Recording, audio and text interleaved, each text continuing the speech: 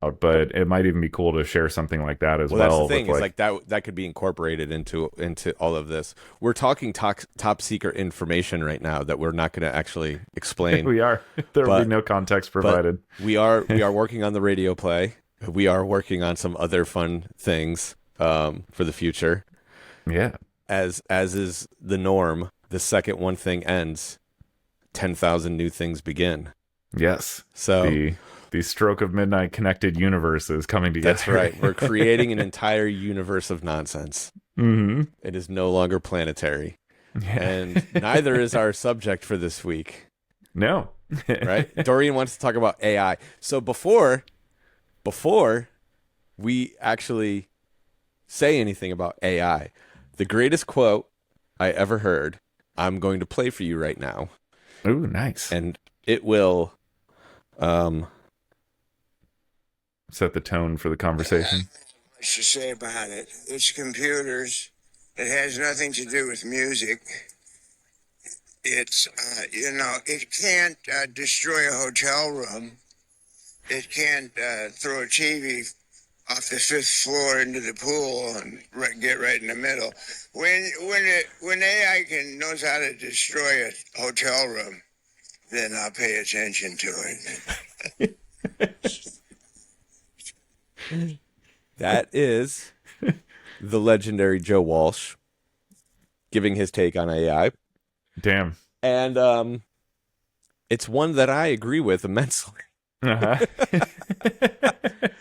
Because, at the end of the day, art is has more to do with our attitude on life than it does to do with our knowledge of the world. And I think that, for all AI's bells and whistles, it lacks a certain attitude. Yeah, it does. AI will never be a rock star. And that does kind of, I mean, is that the end of the episode? Did we just kind of solve the whole dilemma? I mean, It's pretty, you could leave it at that for sure. yeah, But that's I delightful. know you I have love some that. I know you have some thoughts that you want to get out. So why don't you go ahead and start and lead us down this primrose path and see where we go. Sure, yeah. Yeah, I guess, it's one of those things. It's an interesting place to be, right? Because I guess when I got involved in film, it was like on the cusp slash the far end of the like digital revolution. And that's kind of what got me into it. Like I was always a big film nerd when I was younger, but the barrier to entry when it was all film, actual film, was so high. It just seemed so prohibitive, and like there was no way to get in. Yeah. And once digital came around and kind of democratized the whole thing and stuff, like that's when I really kind of first got involved. So that was obviously like a huge paradigm shift for the medium. But now with the like rise of AI stuff, this is the first one that me as like a somewhat established professional within film is like seeing now this huge change occur. Yeah. That kind of like makes everyone rethink everything. Can I ask you a question? Yeah. Do you think in the 90s or early 2000s that the 40-year-old auteur felt the same way about digital that the current 40-year-old auteur feels about AI? I think very much so. Yeah. And it's the same thing happened when sound was introduced into film and when color was introduced into film. Like there was this whole kind of, everyone was up in arms, like this isn't the pure art anymore. Like this isn't what film is, and then it's like, eventually it becomes the norm. Yeah. And then same with digital. Like that was a big thing. A lot of people were, all the people who worked with film were like, it looks like shit. It's never going to look like film. And they were right, but regardless, it became the norm now. And that's, there's very few people, like people like Tarantino and P.T. Anderson and J.J. Abrams have to like make, and Christopher Nolan, of course, have to make like public sort of appeals to keep companies like Kodak in business so that they can even shoot film anymore, so that there's, anyone even making it. Yeah. So it's really become like that sort of normalized the whole, digital aspect of things. And of course, digital has gotten much better since then, but it's still, it's different. It doesn't look the same as film. It doesn't perform the same as film. all these people, you know, in that era who had learned this entire like crazy skill set, how to like wrangle an image onto this little piece of celluloid, you know, and get Yeah. it to look the way they wanted, you know, had to completely, you know, revise and adapt, you know, to that whole change. And now something similar is happening with AI where, you know, and we obviously haven't seen how it shakes out yet. But Yeah, at the very least, we're in the eye of the storm. So yeah, seriously. there's- Yeah. No, and anybody who claims to have any kind of perspective on this is lying. yeah. Because we just don't know right now. And it's so like, that's both like an exciting and a terrifying place to be. Right. So yeah,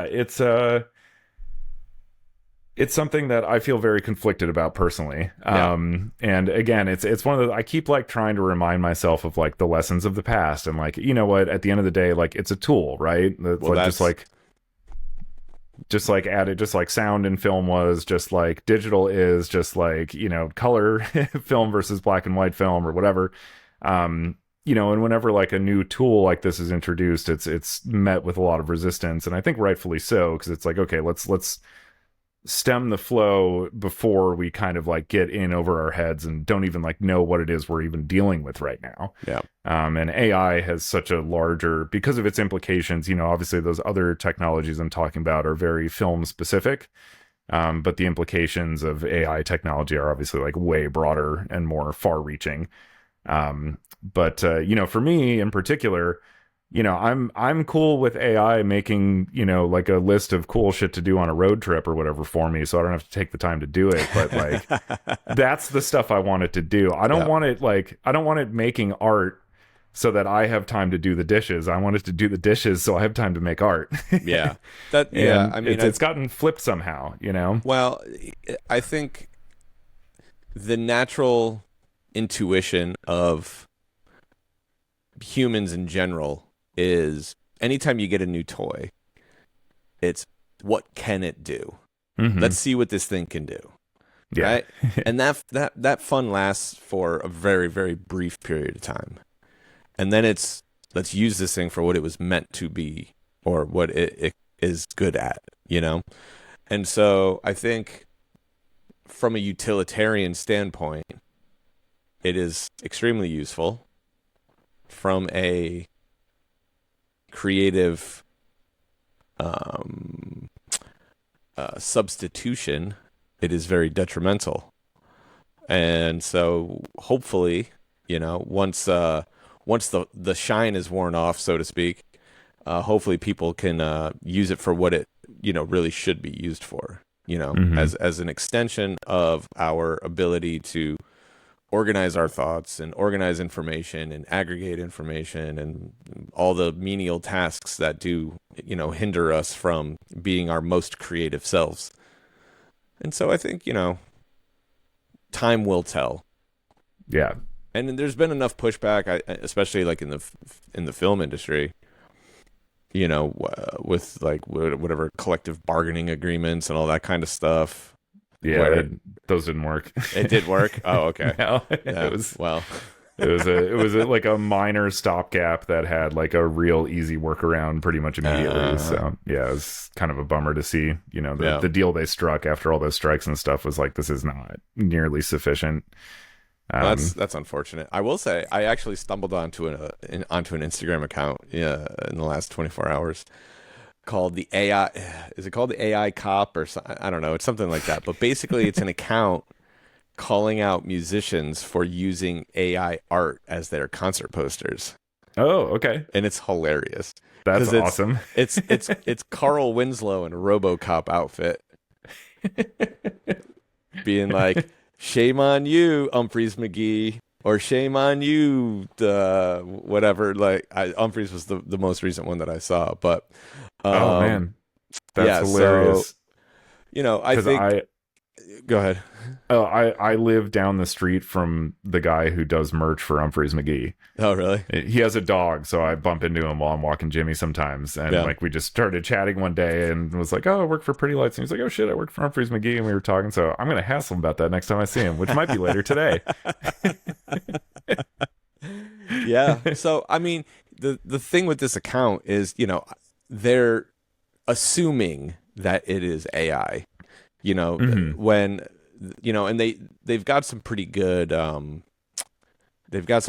points when they, like, oh, no artist was accredited for this artwork, or look how these little imperfections aren't human imperfections, they are clearly AI imperfections, because Right. there is a difference between someone Everyone who, has 6 fingers. Yeah. yeah, or like, this thing blends into this thing unnaturally, why is that happening? And so there's a whole bevy of bands that have been utilizing, graphic design by our computer brethren, Hmm. and they've been catching a lot of heat for it. So, I think when it comes to like replacing, the creative people in our ecosystem, that's where the big challenges occur, because yeah, it keeps costs down, but you're destroying the foundation of which we all stand on. We need Yeah.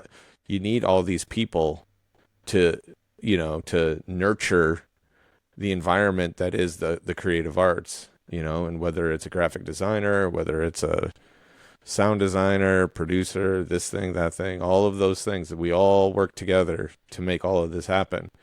And the minute we start using canned concepts, because that's the thing at the end of the day, is like, AI isn't making anything new.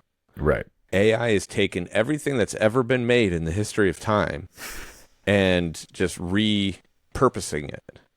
And Yeah. so if we continue down that path, we are quickly going to be in a place of, we already see it with movies and stuff, where it's like the 18th sequel of this terrible comedy or whatever. And it's like, the minute there are no new ideas, then none of this matters anymore.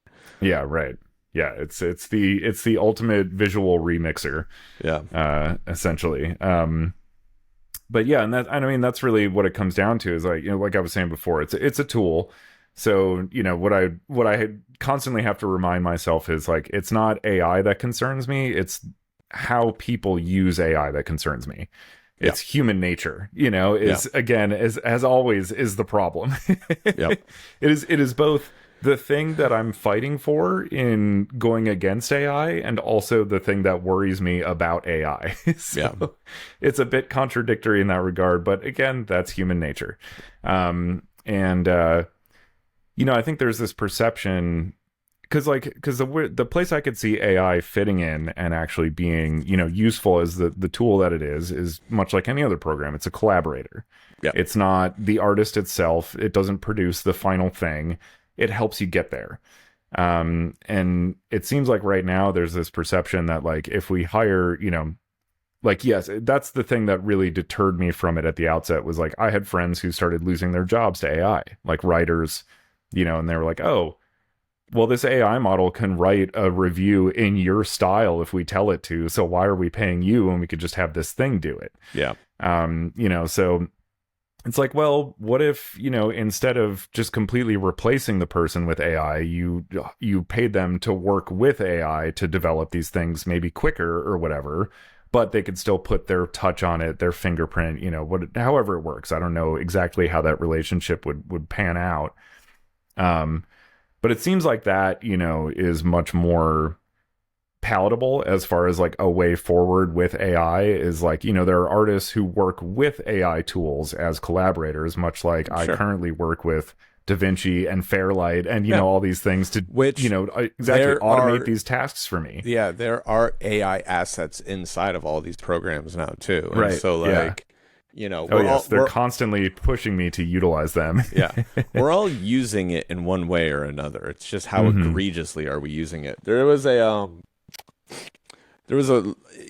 experiments that I was messing around with not too long ago, where I would feed an AI thing images of my paintings, and I would take the image and I would move it and animate it in very subtle ways, and then I would feed it into the AI thing, into the AI monster, and then the AI monster would deconstruct the painting and turn it into a more like interesting visual graphic thing, right? Okay. So basically using AI to animate my paintings.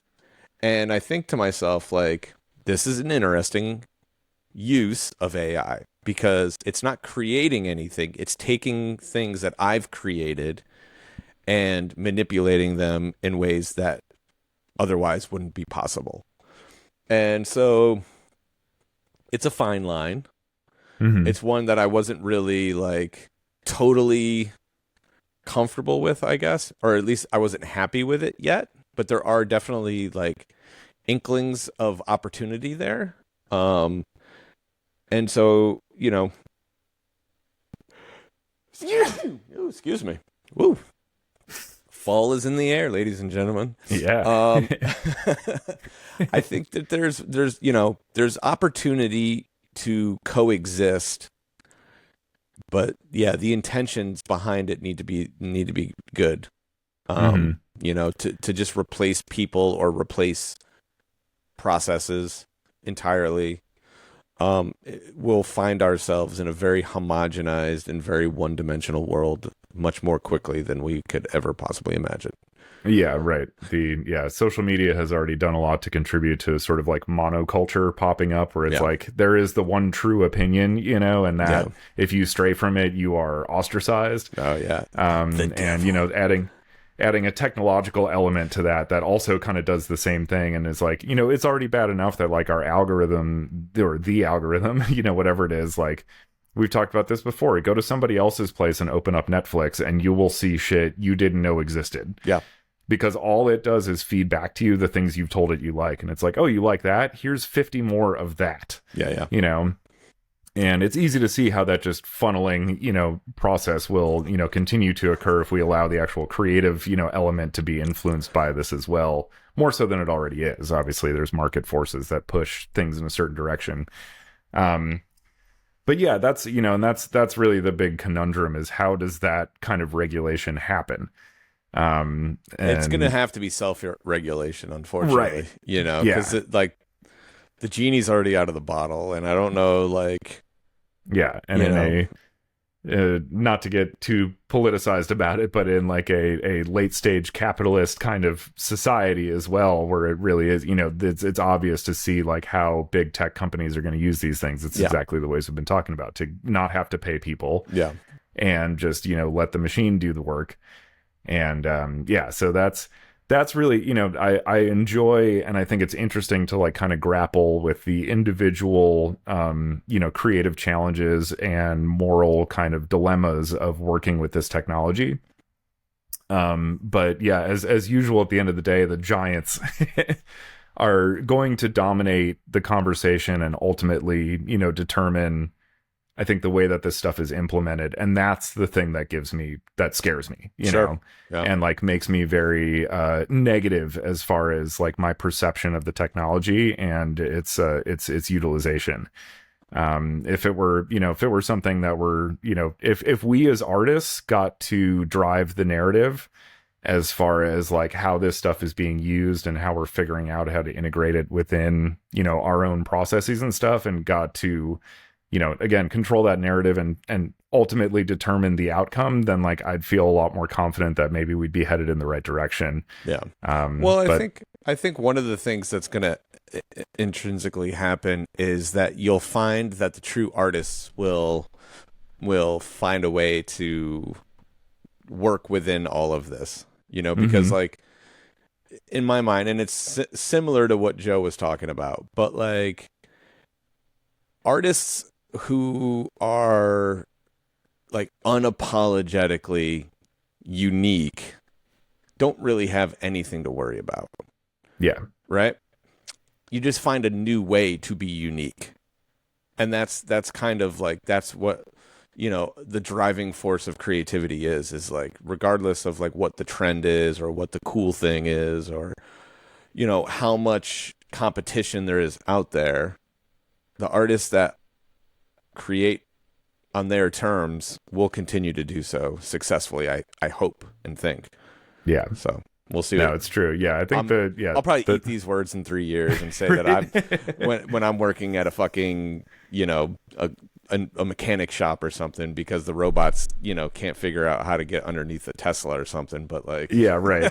Yeah, we're all working in the salt mines because they're sodium powered or something. Yeah. Yeah. I did just see that there's a what was the maid's name in the Jetsons? Oh God, I don't know. I was not a big Jetsons guy. Oh man, Can't remember. I want to say it begins with a B, but Betty maybe. No, it wasn't Betty. That's the Flintstones. I don't know. Beulah. No. No. Anywho, I did just see an ad for an AI robot that will clean your house for like $20,000. That's gonna hit market, I think, sometime next year. So that's finally happening. Yeah, that's great. Yeah, that's awesome. That's a great use of AI right there. Like, will you please go fucking clean my toilet? Yeah. Ooh, I'm getting a nice sunburst over here. Yeah, you look beautiful. Yeah. The sun just came out. It's definitely not out here. Yeah. There was what was the other thing I was thinking of? Oh, from a writer's standpoint. So you'll love this, because this is an interesting example of the shortcomings of AI, right? Because AI at its core is like a giant archive of everything digital that's existed, right? And so anything that's been digitized, or anything that's been said, or anything that's been done in the modern age, it has reference to. What it doesn't have reference to is actual like cultural existence, right? All of the things that happen in the gray area, all of the things that happen in real life that you can never really put into words, or the opinions of an audience that maybe isn't so vocal online, right? So our good friends at the WWE have been experimenting with AI script writing. And the results were terrible. And here's why. For 100 years, wrestling has existed in the Coliseum, so to speak, right? What you see at a live wrestling show is, that specific sect of the audience responds to that show uniquely so when you're in Chicago, right? They're going to respond a certain way. When you're in New York, they're going to respond a certain way. When you're in San Francisco, they're going to respond a certain way, right? Then, and as we've discussed in the past, there's the internet wrestling community. A very small sect of the audience, of the greater audience, exists as a vocal participant on internet forums and Twitter and Facebook and whatever else, right? Now, those people are very unique in their opinions and in their likes of what they like and what they don't like about wrestling. And so when AI is trying to find its, references and such of what it thinks makes a good wrestling show, right? It's pulling from the internet community. It's pulling from the internet wrestling community, not from the greater cultural existence that is wrestling, especially in a live situation, right? So it starts using references to things that are either A, outdated, or B, impossible, because said wrestler doesn't exist on this roster. He's over at this other company now. And it starts pulling in like Japanese references, because for some reason the internet wrestling community is obsessed with Japanese wrestling. And I think because a lot of these people are very lonely, and in Japanese wrestling, women are much more I don't know. It's like a weird what's the word I'm looking for here? Fucking subculture sort of, taboo thing of like sexualization and like little, it's like one step away from like weird porn almost. Japanese wrestling. So so what they realize though is that like AI may not be as useful to us as we thought, because like the core wrestling fan base that comes and actually pays a ticket for the show isn't wasting their time talking about it online. They go to the show, they watch the show, whatever, they have a good time. It's the fucking, weirdos, who have too much time on their hands and have these fringe opinions about what wrestling can and should be. they're the ones who are spewing all this nonsense onto the internet. And so AI thinks, well, they know what they're talking about. So we're gonna just take all their ideas, right? This guy posts on Reddit all the time. Yeah, he must be an expert. Yeah. And so there's another side of AI that becomes very, very interesting, is the amplification of the vocal minority when it comes especially to like storytelling, right?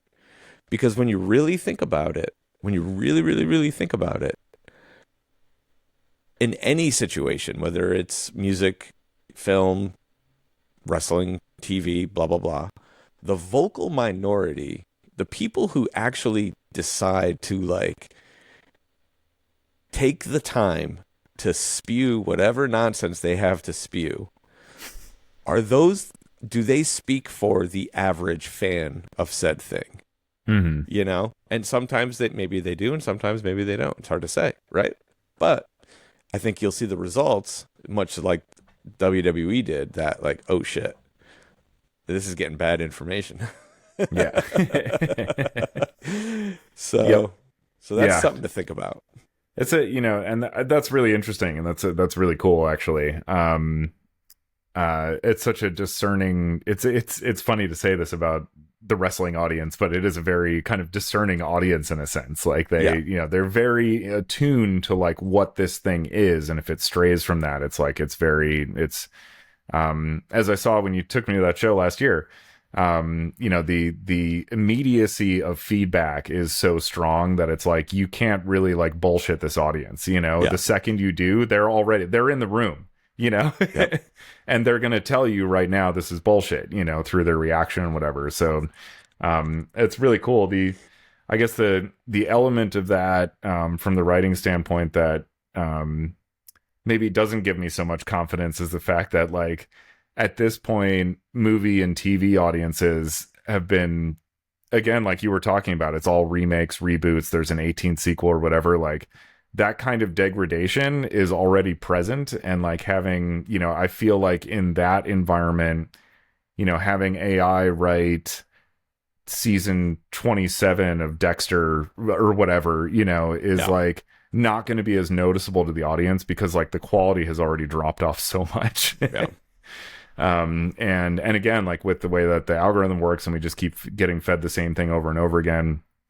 And in my opinion, in the past 10 years or so since streaming has really taken off, just like the general quality level, quantity has taken over quality in terms of the, relationship between those two things. People generally want more of something than a better something. Yeah. It's just feed me more content, content. One thing that does give me a little bit of hope in that sense, and maybe, it's going to take a while for us to like really see if it like bears fruit, is that it does seem as though younger people are unplugging more and more.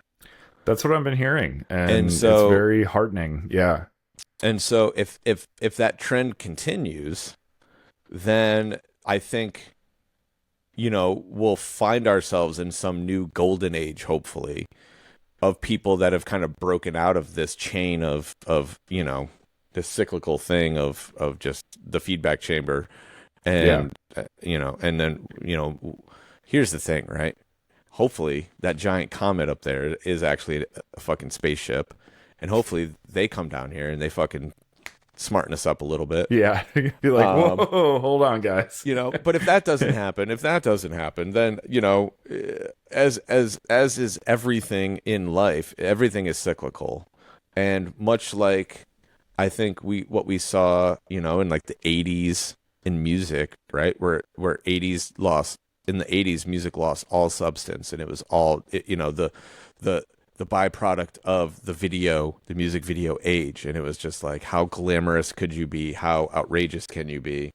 It wasn't about like, and there was still great music, but, and then grunge happens, and then boy bands happen, and then this thing happens, and then that, and so we're in a weird cycle of garbage right now, and hopefully in another 10 or 15 years we can and maybe sooner. Who knows? You know, it might happen sooner than we think. Yeah, the cycles, like wavelength of each cycle is getting shorter and shorter over time. It seems like that's the other thing too. And so hopefully, maybe let's create a spark of hope right now.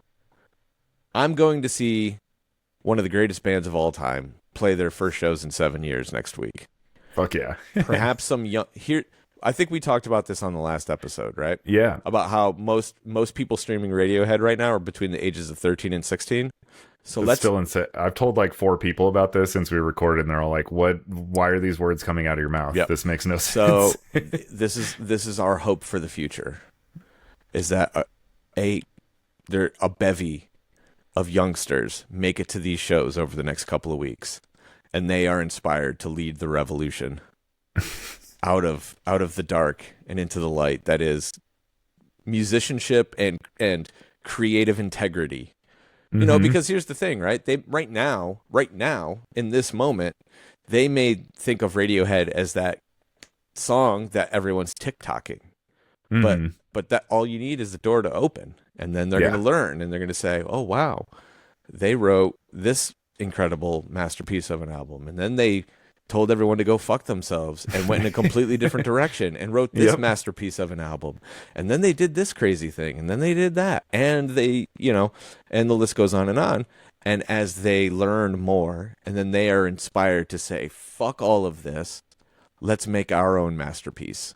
We don't need AI, or maybe even alternatively, we know how to use AI to make the next great masterpiece.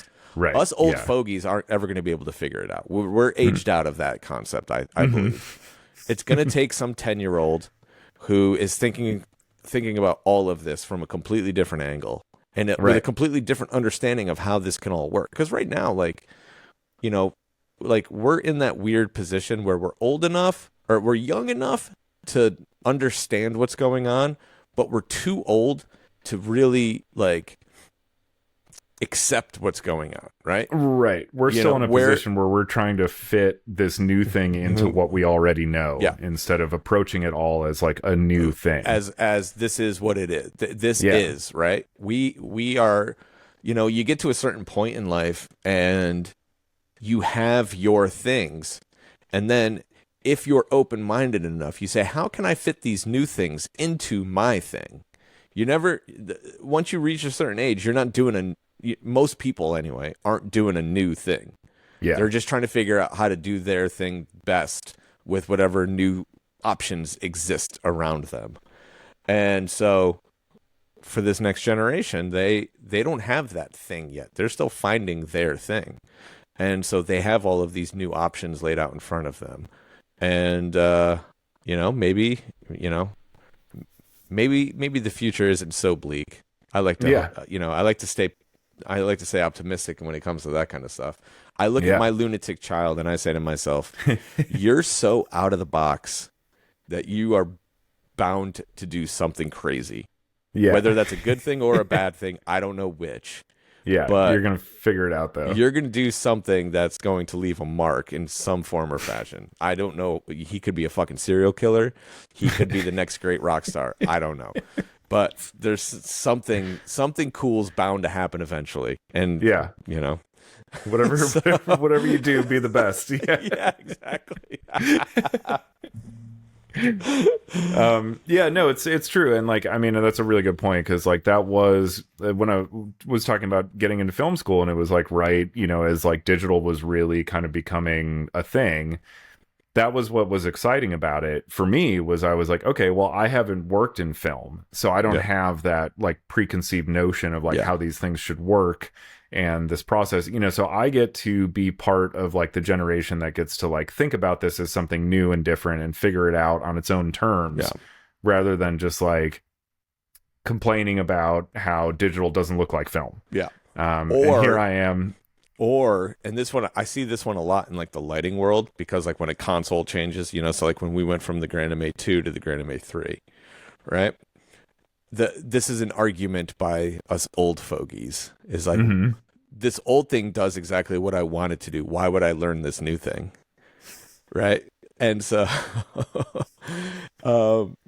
I've never said that. Those words have never come out of my mouth. I've always been of the opinion if there's something new, there's something new to learn from it or to gain from it. But I can imagine, especially like, you know, in the film world, right? Like this notion, like this works. Right. Why would we try this other thing, or why would we spend the time? You know, because a lot of people don't like the idea of moving backwards. Mm-hmm. And so to learn something new means to start over and means to, you know, you're not in the position you once were. And I think that's scary to a lot of folks too. Yeah. Oh, absolutely. Yeah. And, you know, the irony is that, of course, now here I am like 17 years later bitching about how, you know, digital doesn't look like film after having gone through everything that I just talked about. Well, yeah. And shooting on Super 8 and stuff like that. But yeah, just like the attitude that I had coming into the digital realm, you're right. There's like this new generation that's going to be approaching film and storytelling in a visual format through the lens of like this hybrid idea that like AI is this thing you work with. You know, it's not the thing that just makes it for you, but like you work with it to like get your vision out there.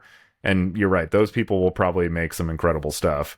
Or at the very least, you know, have the highest likelihood of creating something, you know, genuinely unique and interesting. And like those, you know, singular artists that we've talked about, like, you know, when Pulp Fiction came out, it was like everybody kind of knew, like, this is undeniable, you know, it commands your attention. And this is like probably what film is going to look like for the next, you know, 10, 15 years or whatever. And sure enough, that's how it played out. Yeah.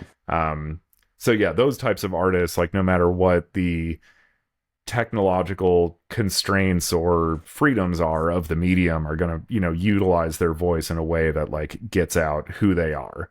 So I don't think it's going to stop those people for sure. I guess my larger concern is about the industry as a whole shifting in such a direction that there's not even like a doorway for those people to even be a part of it anymore. Yeah. You know, obviously the flip side of that is that distribution is whatever you want it to be at this point. You can just post shit on YouTube, you know. Can that really be monetized as like, you know, something with like the budget of a film? As of right now, no, but that doesn't mean it's never going to be the case. You know, because at the end of the day, and I think this is probably the most important and most hopeful thing that I can say is that, you know, like the flip side of the whole capitalist society is that at the end of the day, like it's us, the consumers, that really have the power. You know, if we reject things, then they don't move forward. You know, if a streaming service or whoever is like utilizing a lot of AI only stuff and cutting out the human element of it, if we just don't subscribe to it, if we just reject it, then like it's going to fail. Yeah. And then other companies won't take the same route because obviously, you know, or they'll just get more clever about doing it. Yeah. But unfortunately, we already know it's too late for that, because I mean, well, you're not on social media, but the abundance of AI content that has been bubbling up to the surface, and honestly, in the last month, it's become like a major thing. Really? And it's getting major traction. There was a thing. What was it? Oh, well, so I love how this always goes back to wrestling, but there was a fun little fad that existed for about a week there. I think they've already kind of put the kibosh on it, but they were because, you know, you can't, like, if it's Sora, if it's any of the major like AI video generator things, they do have rules, right? Where like you can't use someone who's alive. But I guess apparently one of the loopholes was like you can put anyone who's dead into one of these videos. And so people were making wrestling entrances and wrestling promos with dead people. So it was like Tupac versus Biggie, and it looked like it was fucking Tupac walking down the aisle to one of his songs, and then him and Biggie are fucking talking shit to each other in the ring. But then it got really crazy, and they started using historical figures.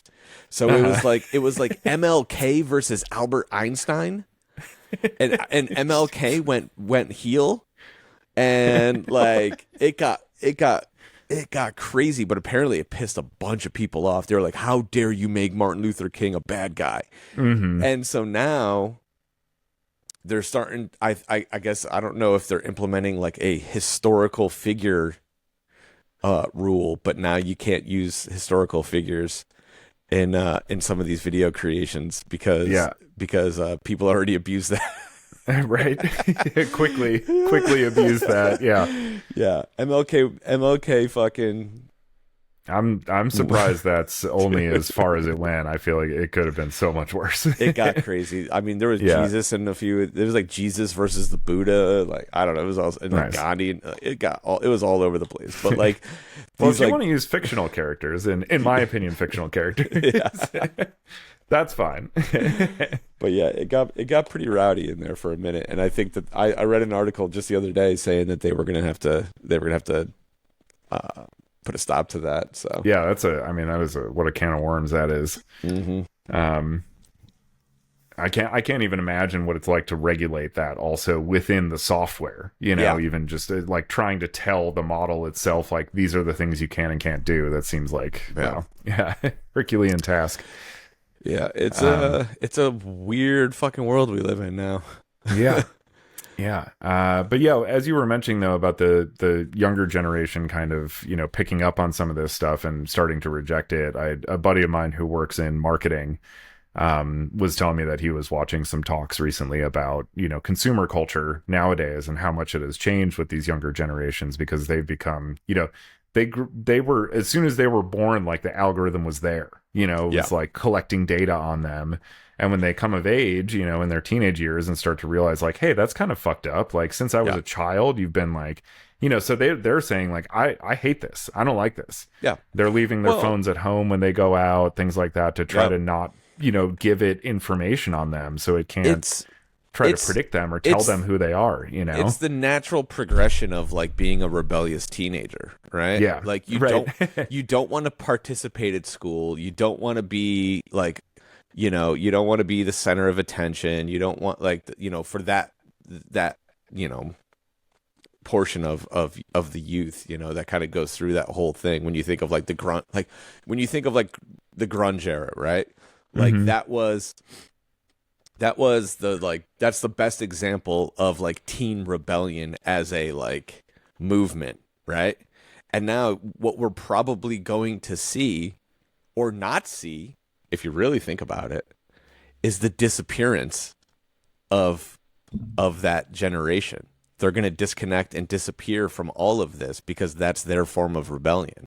Yeah. That's awesome. That's like that's a meaningful rebellion, actually. Yeah. The first, one of the few times the teenagers were, like, at the forefront of, like, no, we all need this. Yep. But yeah, I mean, that's, like, such a mind fuck to me to even think about that, like, by the time you're, like, 14, 15 years old, it's like, there's this machine already trying to, like, predict you and tell you, like, what you are. Yeah. And, like, what you're interested in and, like, what you should be buying or paying attention to and stuff. And, like, that is, like, a horrifying concept. I mean, that's some actual side. Did you ever see that movie Gattaca? Oh, God. I mean, yeah, I saw it when it, like, what was that, like 1998? Yeah, something like that. Yeah, I mean, it's been a long time since I've seen it. But in some ways, it's like it's like the real version of that kind of science fiction, where, like, in that movie, the whole premise is that, like, we've come so far in our understanding of genetics that, like, as soon as you're born, your genetic code can be read, and they'll, like, be able to tell, like, oh, okay, you're going to get cancer when you're 32. Oh, yeah, blah, blah. Like, you're only going to have this level of intellectual capacity, so you would be good as, like, a janitor. Yeah, and then that determines like your whole system. life. They created, like, a caste system, essentially, right? Yeah. Yep. Okay. Yeah, and then somebody tries to cheat the system, of course, and all that stuff. But yeah, I mean, it's it's one of those things that's, like, seems kind of horrifying. It's like, well, in, like, a weird way, we're kind of there right now. Yeah. Which is, it's obviously not as ingrained into for all societal. For all the suckers who participated in 23andMe. Yeah. Right. Thanks. Yeah. Thanks. You got them off to the races on that one. Yeah, you gave them a giant data pool. Yeah. But yeah, no, it's funny because the thing that I think first alerted me to this shift in the younger generation is hilarious, because at first I laughed about it, and then I realized, I was like, wait, I think this might be a good thing. Is with our film Chicago Rot, and working with our distributor, and they send us quarterly updates on, like, profits and and just market research, like where things are headed, where, because it's very flexible right now, like where your movie is available. So Sure. you obviously want to try to like move it, or it's available in all these places, but you don't, it doesn't make sense to promote every single one of them. You promote the ones that are actually performing.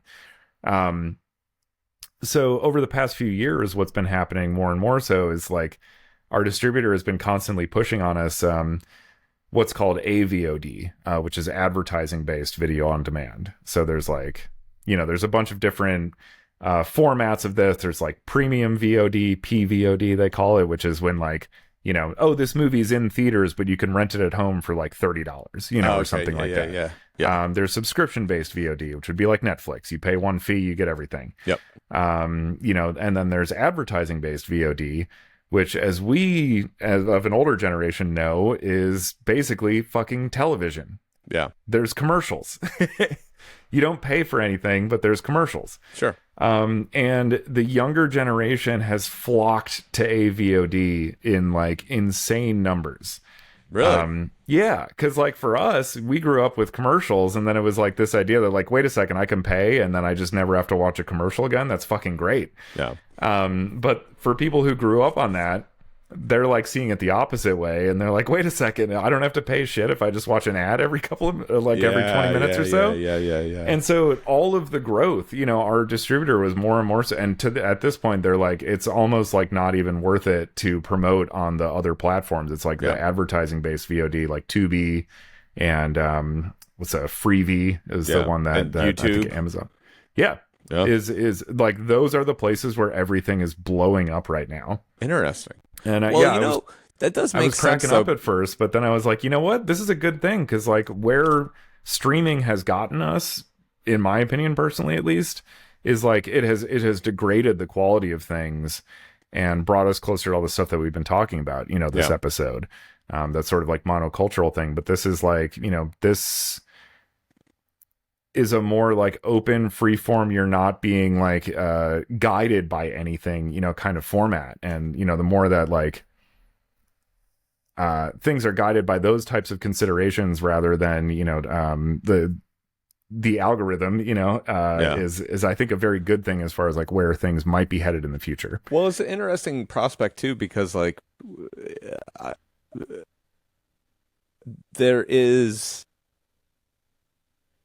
there's something to that where like people aren't validating the cost of premium entertainment because it doesn't feel very premium. Yeah. So they're like, well, fuck it, I'll just go use this stupid free app that has whatever from whatever time period or whatever obscure thing that isn't being forced down my throat and so on. So that's an interesting notion, actually. Yeah. And now it's it's becoming like a weird hybridization now, because like Tubi is now starting to create like original content. Oh, really? Yeah. I got to imagine it's not good. It's some of it is so not good that it's amazing. Yeah, there we go.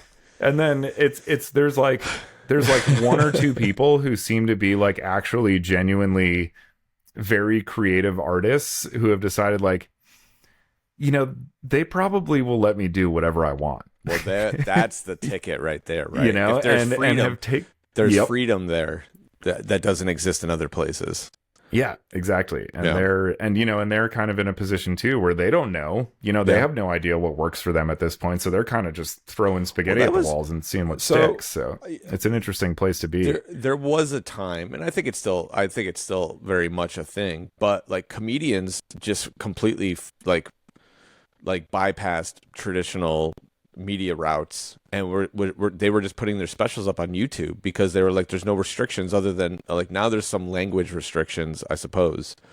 You can get demonetized if you use certain naughty words, but otherwise, like, there's no executives, there's no commercialization rules that would stop you from putting out exactly what you want to put out. And so if you have the means to self-produce something, then you could just put it out there, and if it's good enough, you can leverage those platforms similarly to like the ones you're talking about. Like, creative freedom is more valuable than a giant check sometimes. Mm-hmm. You know, because you can actually garner an audience the old-fashioned way of just doing something good. Yeah, totally. And it's, yeah, exactly. And it puts, the, because like in Netflix, with like Netflix or streaming subscription based, services, it's like they don't care whether or not you like something, like you're paying them the same amount of money and they're just going to feed you the stuff that you thumbs up. But like, it doesn't really matter to them if you're not into it. But things that are advertising based, like Tubi, it's like you're just choosing stuff. Yeah. And like, so they actually are paying attention to like what you like and don't like, because that's where you're putting your eyeballs. Yeah. And then that's where the ad dollars are coming in, because those are the commercials people are actually seeing, are the ones. We're basically just going back to old cable television. Exactly. Like, it's so insane, fantastic. but it was a better system. I have to say that, like, now that we've lived through the streaming era for like long enough, I think I can say, pretty definitively that like that was a better way of sifting, content, or as we used to call them, movies and television shows, into, the good and the bad. And like the best stuff would float to the top and the bad shit would disappear. But now it's like, doesn't matter. Yeah. And Netflix doesn't share their numbers with anybody as far as viewership. Nobody knows how many people have watched anything on there. I think this is a theory that I have, that Netflix values the buzz of programming more than they value the viewership of programming. Yeah. Right. So if they put something out that people are talking about, that is more valuable to them than how many people are actually watching it. Mm-hmm. Because the money's already there. They're creating their own ads, their own ad space, essentially, through the buzz of what. That's why wrestling is working for them. If depending on what you read, right, the wrestling viewership on Netflix is not as strong as they had anticipated. But what is strong is that there is something in the news from the world of wrestling every day, right? And so in that sense, they're like, who cares? People are talking about it. That's all that matters, And when so, they're talking about it, they're talking about Netflix, and then that is just driving more awareness, and because at the end of the day, it's interesting. It's like the thing that's most important to the streamers is just like how much time people are spending in their app. Yeah, it doesn't matter if they're like watching stuff, if they're scrolling around looking at shit. Like if you're just in our app and in our environment, and we have things that like, you're interested in, if you watch something, you're going to stay here to look for something else. Like that's actually the more important than how many people are even watching something. Yeah. And that's fed into why a lot of like movies now are so long. And, there's a lot more like 3-hour long movies than there used to be. Yeah. Or these mini series like where each episode is an hour and a half long. Yeah, like, right. I'm pretty sure this last season of Stranger Things, I think that they said that each episode is 90 minutes. Like each episode is basically a feature movie. Mm-hmm. That's going to be insane. It's wild. It's going to take me 6 months to watch the last season of Stranger Things. So, well, you gotta spread it out, because it took them like 4 years to make it or whatever. Yeah, so. I mean, the TV, like Christina watches TV when we get in bed, and I'm like, you just put on whatever you want. I'll be asleep in 6 minutes. Mm-hmm. Yep, that's it. That's all I got. We've been trying to get through this new season of Wednesday. I think we're halfway through the 3rd episode, and it's been out for like 2 months. Mm-hmm. Like, that's my TV viewing. Yep. 6 minute chunks. Yep, but then you fall asleep and the app's still open, so that counts. That counts. Hey, this guy's been in here for 10 hours today. Doesn't matter if he's been watching shit. That counts as metrics. So it's a weird system, but that was one of those things that was kind of hilarious, because it was like, okay, nobody told these kids about TV and how that used to work, because this is just what it is. But it's like, no, I think there's more to it than that. Like I think there's also the nostalgia factor. Maybe commercials are cool now, because I could tell you, like, I buy blank tapes that are recorded from the 90s more so for the commercials than I do for whatever the fucking show was that they were recording. Yeah. And the thing that sucks though is all the commercials now are like targeted, you know? Yeah. So like I just see the same 4 commercials all the time. Oh, yeah. Because it thinks that those are the only things I'm interested in. And, you know, there's been, you know, we get like, once you get into your 40s too, you get like all the prescription drug ads, you know, that are just like, hey, your body's starting to deteriorate. You'll probably want some of this shit. So we get all this type of stuff now. But yeah, it's, you know, I wish we got the full breadth of commercials. I would love to see like, I don't know, like children's toys commercials, you know, nowadays, because that was obviously a big thing, you know, back in our day and stuff. But like it's never feeding me any of that stuff. So So it's very weird. if you really get into a thing, you know, on YouTube there are compilations, like hours, 6 hours of just commercials that you can watch from the 70s, 80s, 90s. I've done it. I've done it a handful of times. I've just sat there and I've just been like, man, I sifted through a lot of those when we were making the VHS tape for the Vegas last year for which commercials to add. That's right. I watched so many of those, but yeah, those compilations are awesome. But yeah, it is a massive time sink. Yeah, you just start watching and you get this stupid smile on your face, and then all of a sudden you're like, I've been watching commercials for 2 hours. Yep. And all we wanted to do was run away from them, and they were on originally. Right, exactly. It's funny because like commercials have never really bothered me that much, but like there are people in my life, like my wife and her family, that they loathe commercials. Loathe commercials. Like they will change the channel if a commercial comes on. And I'm just like, guys, is it that big of a deal? Come on. Yeah. Like, it's funny because like up here, we have a really good NPR station. And so like I've been listening to like FM radio. There's a couple of different like radio stations up here that I actually enjoy. And so like Christina's dad was in the car with me one day and he's like, are we listening to like the radio? And I was like, yeah. He's like, don't you have Sirius? And I was like, yeah, but I only use Sirius for Howard Stern. I don't listen to anything else on Sirius XM. The minute Howard Stern retires, I'm getting rid of my Sirius subscription. He's like, but there's commercials. And I'm like, who gives a fuck? Yeah. Like, it's not that big of a deal. I don't like, I want to be surprised by the music I'm going to hear. If you listen to if you listen to any of those channels on Sirius XM long enough, you will find the rotation and you will hear the same songs. They will beat you over the head with the same 86 songs from the same 86 artists. Or if you go to one of the artist curated channels, it's like, I mean, I used to listen to the Fish channel, but like they were playing the same shit. Like you'd hear Backwards Down the Number Line 18 times in a day. And it's just like, all right, enough already. I don't need this shit. Yeah. Like, so it's all very like boiled down, just, you know, muck of like, here's the easiest thing we can serve you, you know? And commercials challenge you.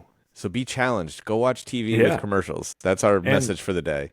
Fuck AI. Fuck AI and watch commercials. Fuck AI, watch commercials. I love this. I did not anticipate this being the message that we ended up at, but I'm in full support of it. It also seems like, you know, for the like phone obsessed generation, or I guess society that we've become, that's pretty multi-generational at this point. Commercials make a lot of sense because it's like a built-in check your phone break. Yeah. You know, like rather than, I just see people all the time just looking at their phone like during movies or TV shows or something. Yeah. It's like, no, if you like, how are you watching this if you're on? I know. It's like, I can do both. I'm like, no, you can't. You know, you can't. It turns out you definitely can't. But again, a lot of the stuff that is produced nowadays is designed around that. So, you know, to me, who actually pays attention, it's maddening because it's like, why do I need to be told the same thing 17 fucking times over the course of this episode? And it's like, because you got to make sure that whenever people are paying attention, that information comes across. It's like, no, this can't be the way that we make things. So yeah, bring back commercials. Give people a chance every 10 minutes to fucking check in with the world or whatever the fuck they need to do. I think that's a better path forward at this point, which I never thought I'd be saying, but here we are. Here we are. So proof positive that AI has changed everything. That it has already. Yeah. Sweet. All right. I think this is enough for today. Yeah. I love this note we've ended on. Yeah. Watch commercials.